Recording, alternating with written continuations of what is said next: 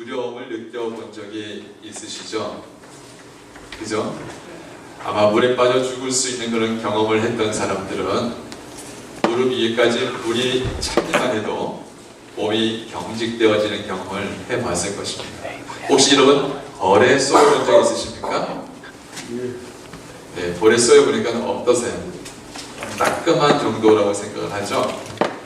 얼마 전에 뉴스에서 나왔지만 이 남가주 이 땅에 아주 공격성이 강한 그런 벌들이 출몰하여서 지나가는 행인들을 쏘기도 하고 심지어 지나가는 그 개를 그냥 달려들어서 한 번에 50번을 쏘아서 그냥 그 자리에서 죽이게 만들었다고 합니다.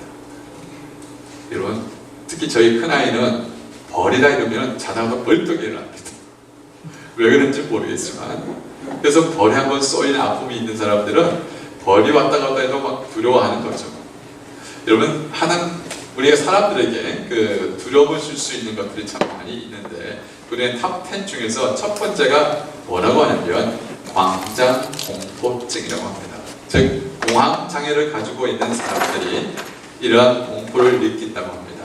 사람들이 많이 있는 곳에 아무것도 하지 못하고 그냥 버젓이 서 있어서 그곳에 가지 못하는, 또 어떤 것도 할 수 없는 그런 공포증이 가장 많은 사람들에게 그런 공포를 준다고 합니다. 두 번째로 보면 의외로 거미입니다. 거미. 여러분, 저도 개인적으로 거미를 엄청 싫어합니다. 그래서 저는 이 거미가 딱 있다 그러면 그냥 거미를 꼭 죽여야만 속성이 막 풀리는 그런 것이 있습니다. 저 개인적으로 스파이더맨을 좋아하지 않습니다. 이 캘리포니아 지역에서 이 거미가 보면 블랙 위도우라고 아주 자그마한 거미인데 배 쪽에 보면은 빨간 점이 있습니다. 그래서 이 빨간 점이 있는 이 블랙 위도우에 한번 물리면 손을 절단하든지 아니면 발을 절단해야 되는 그런 엄청난 그런 독성을 가지고 있는데, 근데 이게 너무 많이 분포하고 있는 거예요, 이 캘리포니아 지역에. 그래서 지난주에도 제가 한 몇 마리 죽였어요. 블랙 위도우.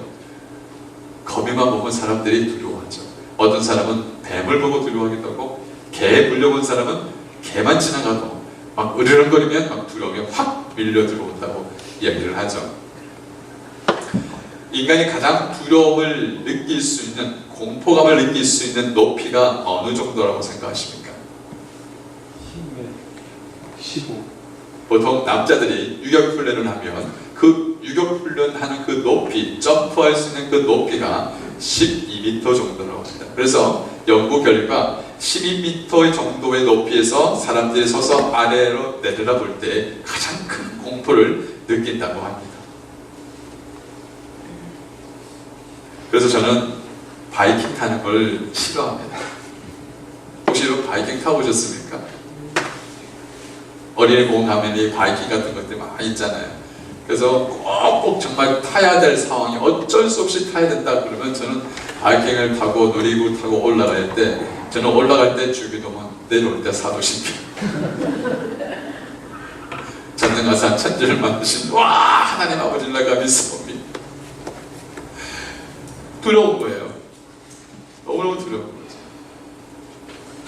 참고로 제가 제 아내한테 프로포즈를 했던 것이 어디였냐면 놀이기구를 타는 공원이었습니다. 그것도 360도 뺑뺑뺑 도는 바퀴처럼 거꾸로 매달려 있는 그 상태.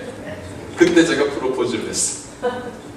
가장 인간의 두려움을 느낄 수 있는 그 순간, 그 두려움을 느낄 수 있는 그 순간에 가까이 있을 수 있는 그 남자, 그 사람한테 프로포즈를 받으니까 어쩔 수 없이 여러분 결혼할게요.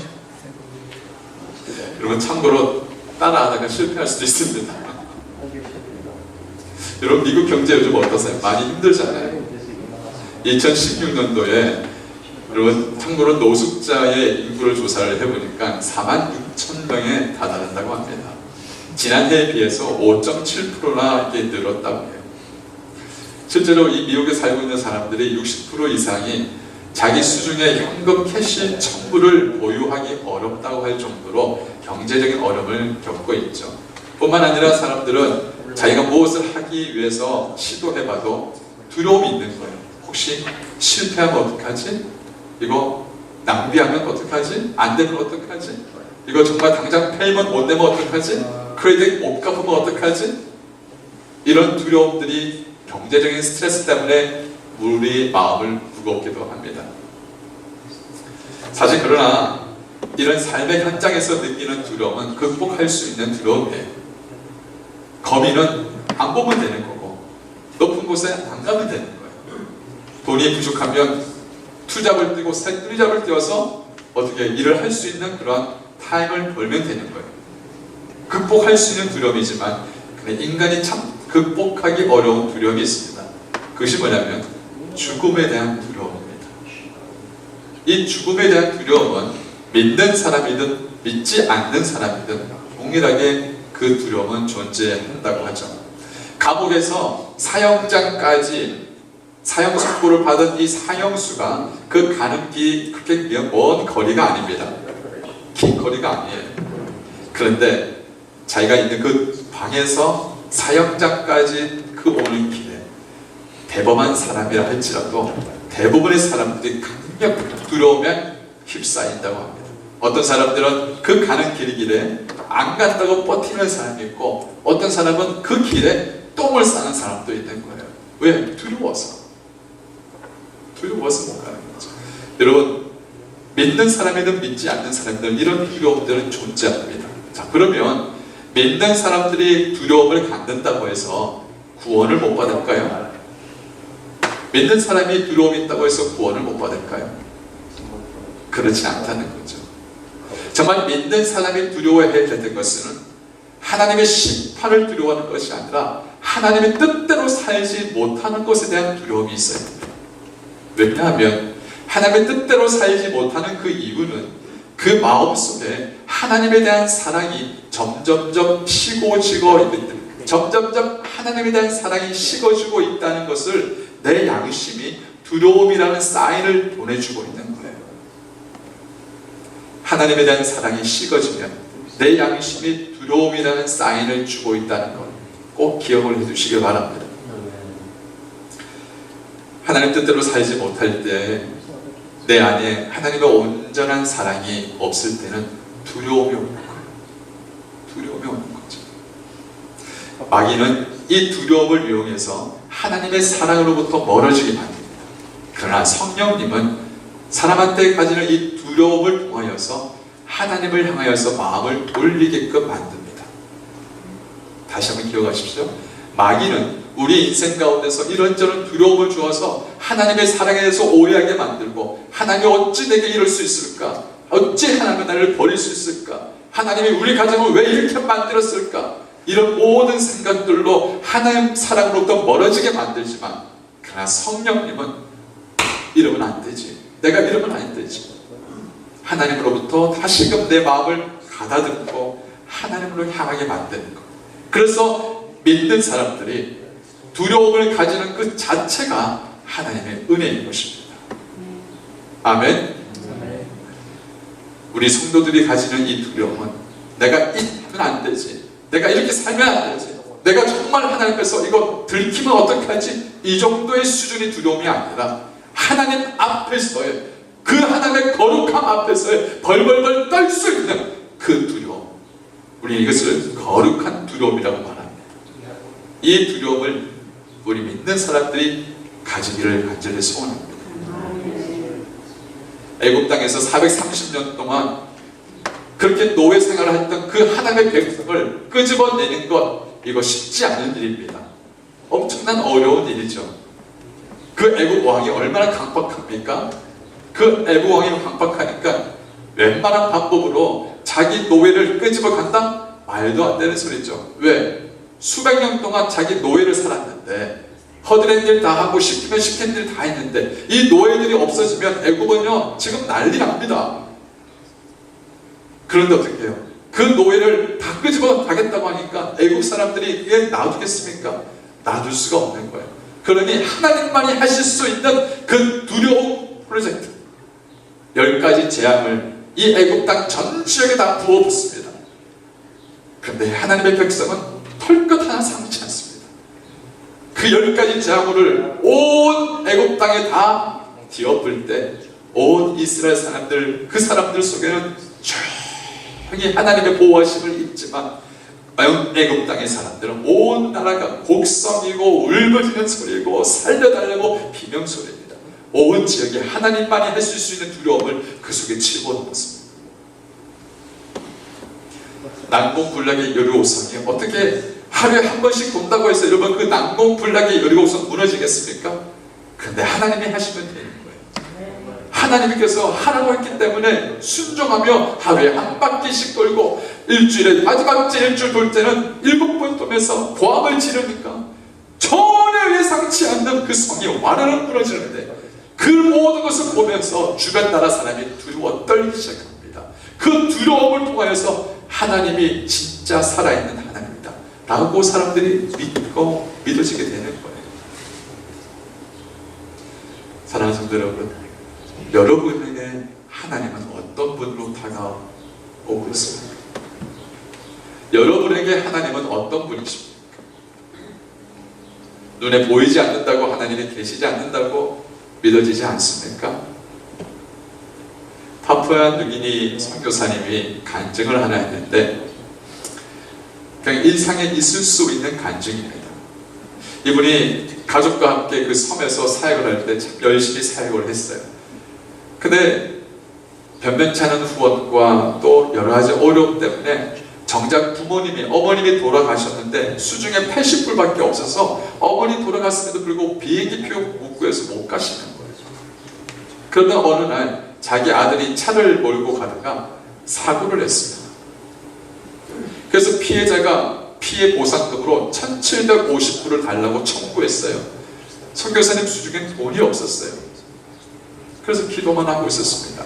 근데 그 선교사님이 얼마 있다가 그 지역에 살고 있는 어떤 한국 목사님이 한국으로 돌아가시겠다고 하면서 자기가 정말 남아있는 금액이 있는데 이것을 선교사님 선교 후원금을 드려야 되겠다 싶어서 봉투 하나를 가지고 선교사님을 찾아갔습니다.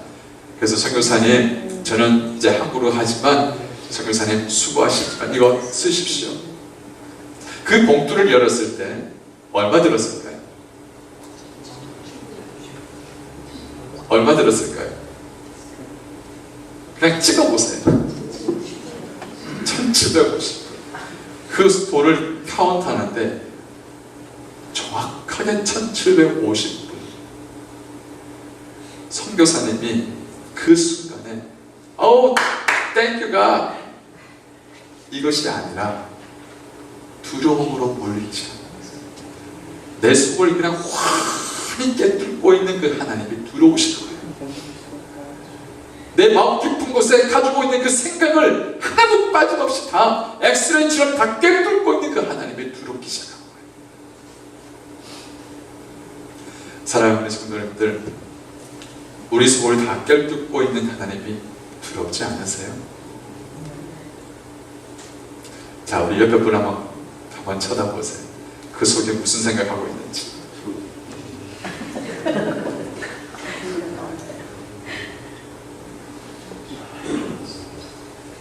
옆에 사람 속이 보입니까? 아, 보이세요? 옆에 사람 속이 보이세요?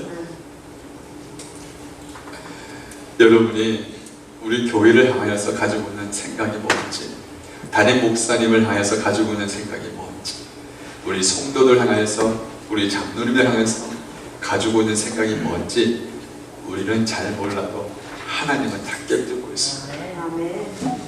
하나님이 기뻐하지 않는 생각을 갖고 있는데 하나님이 왜 참으시는 줄 아세요?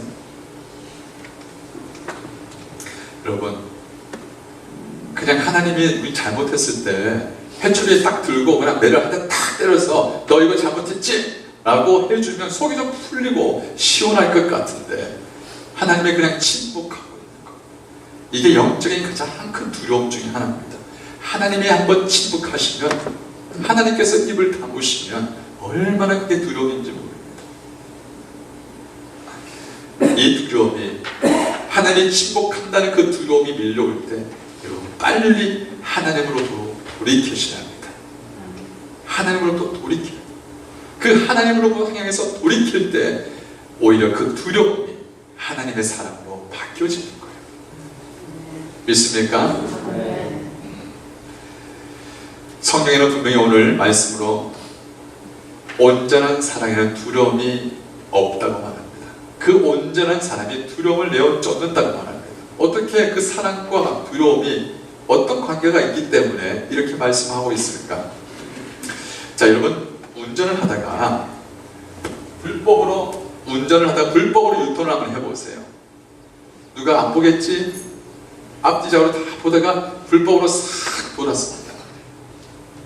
그때 여러분 안 들키면 여러분 어떤 마음이 드세요?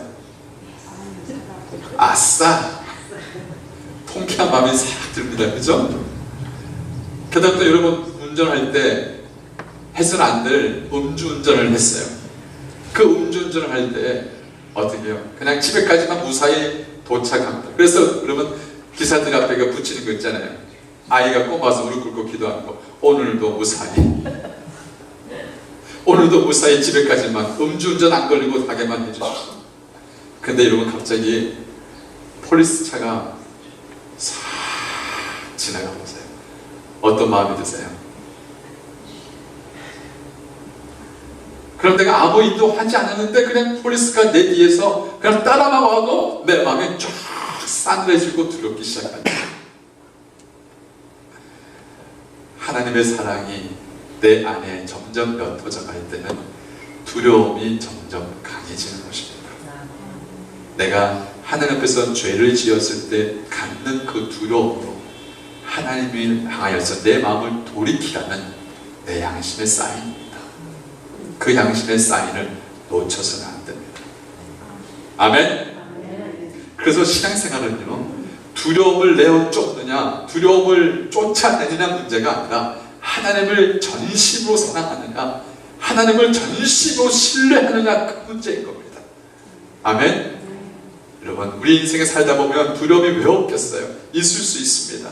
그러나 두려움보다 더 강력하게 우리가 붙잡아야 될 것은 하나님을 전심으로 정말 미치도록 한번 하나님을 뜨겁게 사랑해 보는 것.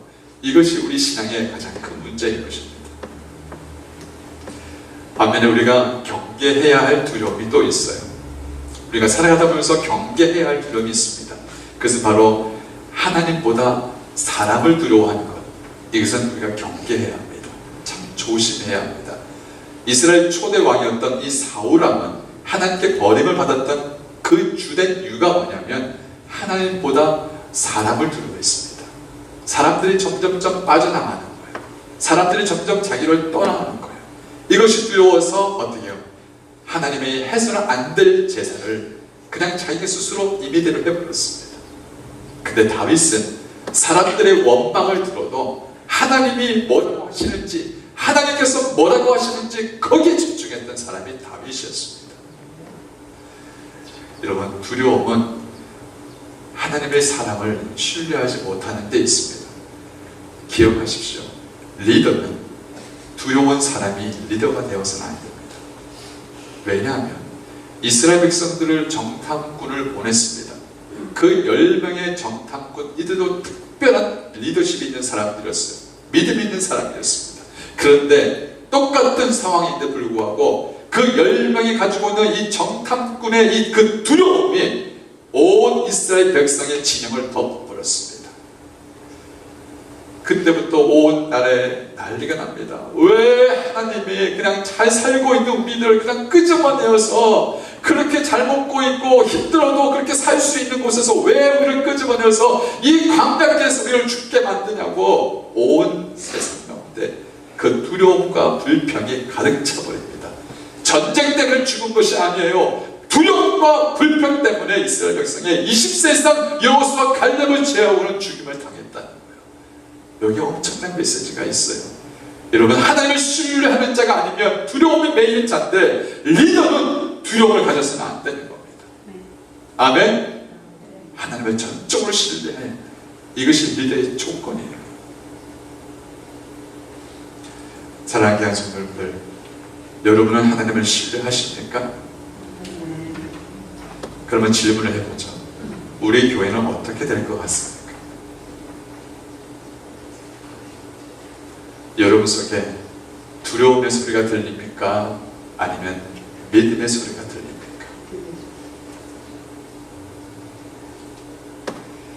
믿음의 소리를 들을 수 있는 이유는 두려움이 없기 때문이 아니에요.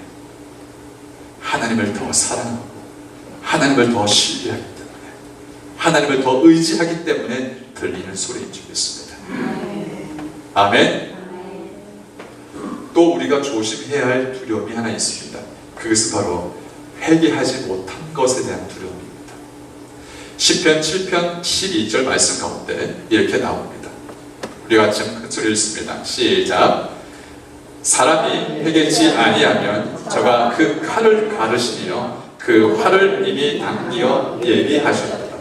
여러분, 우리가 하나님 앞에서 죄를 지을 때 하나님의 심판이 여러분 더딘 것 같죠? 아니에요. 만약에 하나님의 그 심판의 활 시위에서 활이 떠나기 전에, 그 하나님의 칼을 뽑기 전에 하나님 우리에게 회개할 수 있는 기회를 주시는 거예요. 그 회개할 수 있는 기회, 그 기회를 놓쳐버리면 그 활을 맞을 수밖에 없는 거예요. 그 칼에 베일 수밖에 없는 거예요. 그러니 하나님의 심판이 더딘 것이 아니라 회개할 기회를 줄 때 하나님은 그때 회개하라고 말씀하실 때 회개할 때 우리는 살아날 수 있습니다. 아멘. 아멘. 역대하 7장 14절 말씀 가운데 분명히 말씀하죠. 내 이름을 일컫는 내 백성이 그 악한 길에서 떠나 스스로 겸비하여 기도하여 내 얼굴을 구하면 내가 하늘에서 듣고 그 죄를 사하고 그 땅을 고칠지라. 내 백성이 하나님을 정말 사모하고 주님을 알고 있는, 주님을 따르는 사람이 악한 길에서 떠나 그 죄를 하나님 앞에 구하고 하나님 앞에 철저히 마음을 겸비하여 그분 앞에 엎드려 회개할 때에 하나님은 그 기도를 들으신다는 거예요. 우리 주님이 이 땅 가운데 오신 분명한 이유가 바로 무엇입니까? 회개하라, 회개하라, 회개하라. 분명히 그 말씀을 하셨습니다. 누가복음 5장 31절 말씀에 분명히 말하죠. 내가 의인을 부르는 것이 아니라 죄인을 불러 회개케 위해서 오셨다고 말합니다. 정말 이 땅 가운데 믿는 사람이 아닌 정말 하나님을 섬기는 사람들 가운데 주의종부터 장로부터 집사 권사부터 어린아이까지 회개의 은혜가, 그 소리가, 기도가 울려터지기 시작하면 그 교회는 살아날 수 있습니다. 아멘. 죄인 하나가 회개하면 하늘의 기쁨이 되어지는 거예요. 그래서 누가복음 10장 말씀에 내가 너에게 이르노니 이와 같이 죄인 하나가 회개하면 하나님의 사자들 앞에 기쁨이 된다고 말씀합니다. 사랑하는 양심들들, 사람을 두려워하지 말고 하나님을 신뢰하는 백성 되기를 소원합니다. 의심하지 말고 두려워하지 말고 하나님을 전적으로 신뢰하는 그러한 하나님의 온전한 마음을 갖는 그러한 성도 되기를 주의 이름으로 축원합니다. 회개할 기회가 있을 때 놓치지 마세요. 회개할 기회가 있을 때 놓치지 마세요. 오히려 회개함으로 하나님의 기쁨이 되는 축복이 있기를 주의 이름으로 축원합니다. 그러면 온전한 사랑이 어떻게 두려움을 내어줄 수 있습니까? 도대체 어떤 이유로 그 온전한 사랑이 두려움을 내어줄 수 있죠? 그것은 다름 아닌 하나님의 성품 때문입니다. 이사야서 49장 15절 말씀에 분명히 나옵니다. 자기 자식, 자기 태에서 태어난 자식 얼마나 궁유하고 얼마나 아끼겠어요. 그런데 그들은 혹시 잊을지라도 나는 너를 잊지 아니하겠다 분명히 말합니다. 부모와 자식을 버린 일도 요즘 세상에 얼마나 많은 일이 나옵니까? 정말 뉴스를 보면은 이건 있을 수 없는 일들이 나오는 거예요. 어떻게 한 살도 안 된 그 아이를 그런 비참한 일을 행하는 그런 만행을 저지르고 있는 이 세상 속에서 부모가 너희를 버릴 수 있어도 천부의 하나님 아버지는 결코 너를 잊을 수도 없고 버릴 수도 없다고 말씀합니다. 아멘. 로마서 8장 38절 39절 분명히 말하죠. 우리 큰 소리를 같이 읽겠습니다. 시작. 내가 확신하노니 사망이나 생명이나 천사들이나 권세자들이나 현재일이나 장대이나 능력이나 높음이나 깊음이나 다른 아무 피조물이라도 우리를 우리 주 그리스도 예수 안에 있는 하느님의 사랑에서 끊을 수 없으리라. 아멘. 그 사랑, 하나님의 그 사랑 때문에 하나님과 나 사이에 막혀있는 모든 두려움을 내어 쫓을 수 있는 것입니다. 믿습니까? 두 번째로 하나님의 절대적인 헌신 때문이죠. 로마서 5장 8절 말씀에 이렇게 나옵니다. 우리가 아직 죄인되었을 때 그리스도께서 우리를 위하여 죽으심으로 하나님께서 우리에 대한 자기의 사랑을 확증하셨다고 해서 확증, 아들까지 내어주신 그 하나님 아버지가 뭐가 아까워서 우리에게 안 주시겠어요? 하나님은 우리를 향해서 헌신할 준비가 되어 있습니다. 아멘. 우리 옆에 분 말씀하세요. 하나님은 당신을 위해서 모든 것 줄 준비가 되어 있습니다. 하나님은 당신을 위해서 모든 것을 줄 준비가 되어 있습니다. 믿으시는 분만 아멘 합시다. 네. 하나님의 그 절대적인 그 헌신, 하나님의 그 뜨거운 사랑, 이것이 온전한 사랑이 되어 모든 두려움을 내어 쫓을 수 있는 가장 강력한 하나님의 도구인 것입니다. 끝으로 중요한 퍼즐이 하나 남았습니다. 하나님은요, 다 보여준 것 같아도 항상 숨겨놓는 게 있더라고요. 그래서 이 마지막 퍼즐을 잘 맞춰야 되는 거죠. 이 마지막 퍼즐이 20절 말씀에 있습니다. 그 20절 말씀을 같이 읽어보죠. 다시 있습니다. 우리가 하나님을 사랑한다고 하면서 형제를 미워하면 이런 거짓말하는 자라고 합니다. 눈에 보이는 형제를 사랑하지 않는 사람은 보이지 않는 하나님을 사랑할 수 없습니다. 하나님 앞에서 거룩한 두려움을 갖는 그 사랑은 수직적인 사랑으로 끝나지 않습니다. 수평적인 사랑으로까지 이어져야 완벽한 사랑이라고 말합니다. 여러분, 우리는 우리한테 잘해주는 사람, 나를 인정해주는 사람, 내 말 좀 잘 들어주는 사람, 그런 사람한테 사랑을 베풀고 인정을 베푸는 거기까지 우리 한계입니다. 그래서 우리 힘으로 온전하게 그것을 모든 사람을 사랑할 수가 없어요. 이게 우리의 모습입니다. 그래서 우리 힘으로 사랑할 수 없기 때문에 하나님 온전한 사랑이 내 안에 부어져야만, 그 하나님의 온전한 사랑이 내게 임해야만 우리가 사랑할 수 있는 것입니다. 아멘. 난 저 사람 이해할 수 없어. 난 저 사람 절대 용서 못해. 난 저 사람 절대 받아들일 수 없어. 여러분, 그런 미워하는 마음, 그런 구부러지는 그 마음, 이런 마음 여러분 하나님 앞에서 숨길 자신이 있으세요? 감출 자신이 있으세요? 속을 다 뚫어보시는 그 하나님 앞에 여러분 그 마음 숨길 수 있겠습니까? 없어요. 그런 마음으로 하나님을 제대로 섬길 수 없는 거예요. 여러분이 담임 목사인 저를 사랑하지 않으면 주의 종으로서 증거하는 그 말씀에 여러분 순종하지 않을 겁니다. 우리가 하나님의 말씀을 순종하는 그 이유는 명령이기 때문입니다. 그것은 바로 50점밖에 되지 않습니다. 우리가 하나님 말씀을 순종하는 이유는 그분을 사랑하기 때문에 순종하는 거예요.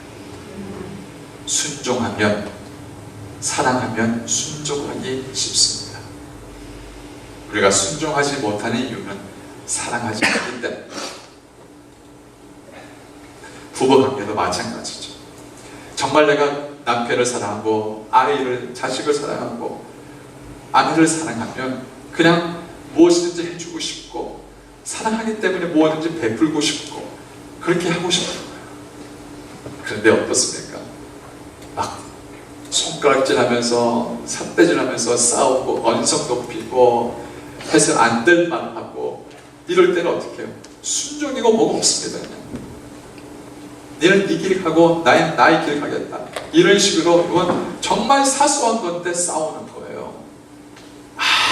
아무렇지 않는, 시간 지나면 아무렇지 않는, 그냥 웃음밖에 안 나는 그런 것 때문에 내 마음, 감정을 조절 못해서 싸우는 그런 어리석음을 범할 때가 얼마나 많은지 모릅니다.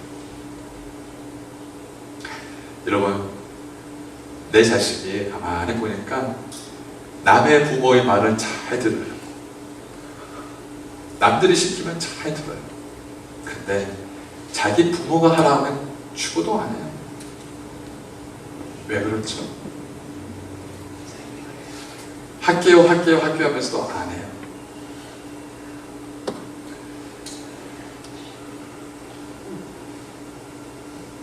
뭘 하라고 했으면 내가 왜 이걸 해야 돼? 나를 뭘로 보고? 여러분, 살아있는 부모의 마음을 읽지 못하고 사랑하지 않고 순종하지 않는데 어찌 보이지 않는 하나님 그분께 순종할 수 있겠습니까? 사랑하는 여러분들, 예배 잘 드리고 기도 열심히 하는 거 정말 중요합니다. 그러나 우리 삶 속에 사랑의 흔적이 있어야 돼요. 그 사랑의 흔적이 없으면 우리 마음은 참 공허해집니다.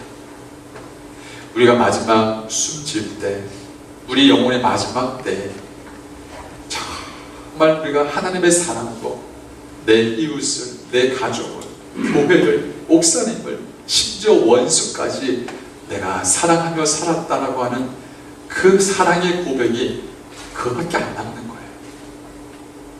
내가 뭘 많이 했다? 다 사라지지만 정말 남은 평생 내가 사랑하며 살았습니다. 이것만 남는 거예요. 이것 또한 제일 후회될 수 있는 부분 중에 하나입니다. 더 사랑할 것, 더 섬겨줄 것, 더 품어줄 것, 더 이해해줄 것.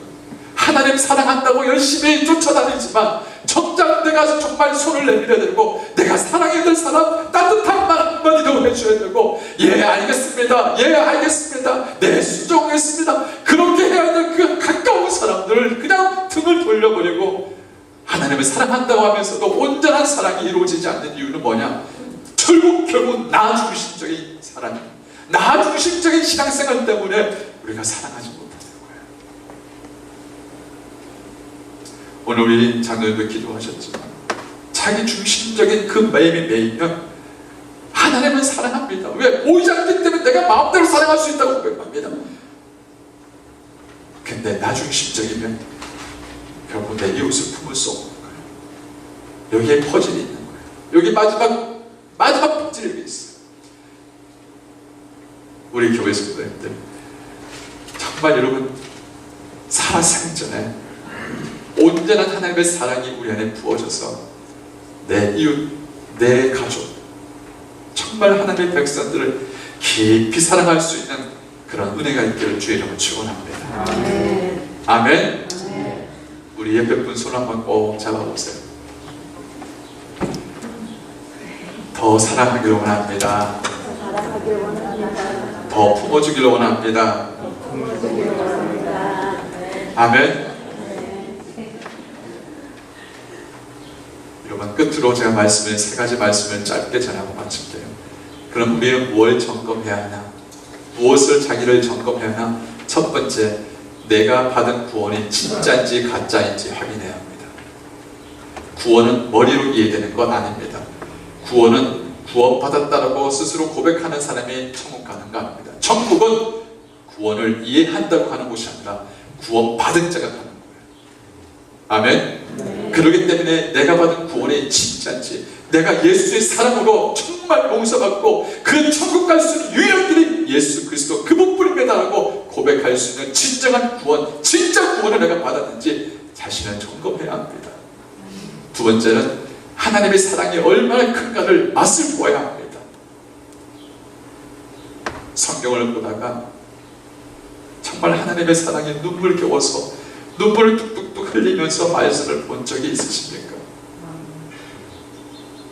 제가 어저께 전화 한 통화를 했는데 그 전화 한 통화 하면서 처음부터 끝까지 성경 이야기예요. 제가 그 전화를 들으면서 얼마나 마음이 유쾌한지 몰라요. 옛날에 그분이 그런 분이 아니었습니다. 근데 전화하면서 목사님 이건 왜 그래요? 이 말씀은 무슨 뜻이에요? 오늘 우리가 찬송 불렀잖아요. 날 사랑하심, 날 사랑하심, 날 사랑하심. 어디에 써 있다고요? 성경에 써있네. 하나님의 그 사랑이 성경에 써 있어요. 우리가 살아가면서 느낄 수 없는 하나님의 사랑, 옆에 주변에 있는 그 하나님의 눈물로서 나를 위해서 기도해 줄 수 있는 그 성도의 눈물, 밤마다 부르짖으면서 눈물 흘리면서 기도하는 그 주의 종의 기도, 여러분 그 모든 것들이 눈을 열면 이 모든 것이 하나님의 사랑인 것입니다. 아멘. 그 사랑을 알면 내 안에 있는 모든 두려움은 내어 쫓을 수 있음을 믿으시길 바랍니다. 끝으로 내 주위에 있는 사람부터 섬겨야 합니다. 내 가까이 있는 사람부터 진심으로 섬겨야 합니다. 아멘. 우리 최양재 집사님, 최순일 집사님 너무 사랑스럽죠. 아멘. 몸이 아프기 전에는 잘 몰랐어요. 내가 힘들 때는 아휴, 왜 날 안 도와주지?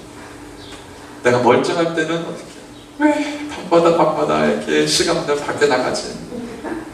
근데 내가 몸이 아프보니 지금 내 옆에 있는 사람이 제일 소중한 거예요.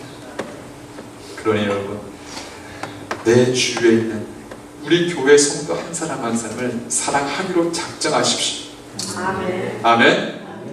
그러한 온전한 하나님의 사랑이 우리 안에 들어와 우리 온 성도들이 모든 두려움을 내어쫓고 여러분의 한 분 한 분들이 하나님의 사랑의 전달자가 되어서 온전한 사랑을 나눠줄 수 있는 통로가 되어주시기를 주의 이름으로 축원합니다. 아멘. 같이 기도하겠습니다. 고마우신 아버지 하나님 감사합니다. 우리 온 성도님들 마음에 하나님의 사랑이 깊이 들어가게 도와주옵소서. 하나님이 나를 사랑하셨습니다.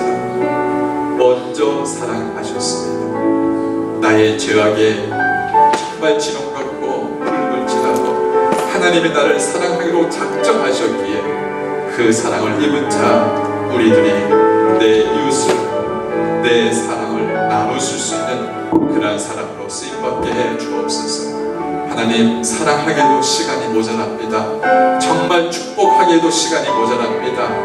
내 곁에 있는 내 자식들, 내 품 안에 있는 내 자식들, 이렇게 함께 예배드릴 수 있는 목사, 장로, 집사, 정말 여기 있는 한 사람 한 사람이 사랑해야 할 대상이고 서로 순종하며 섬겨야 할 하나님의 공력자인 것을 우리가 믿어지게 해 주옵소서. 그래 온 성도들이 한 마음으로 주님을 사랑하듯이 우리 온 성도를 사랑하여 주의 뜻을 이루는 은혜가 있기를 간절히 소원하고 예수 그리스도의 이름으로 기도하옵나이다.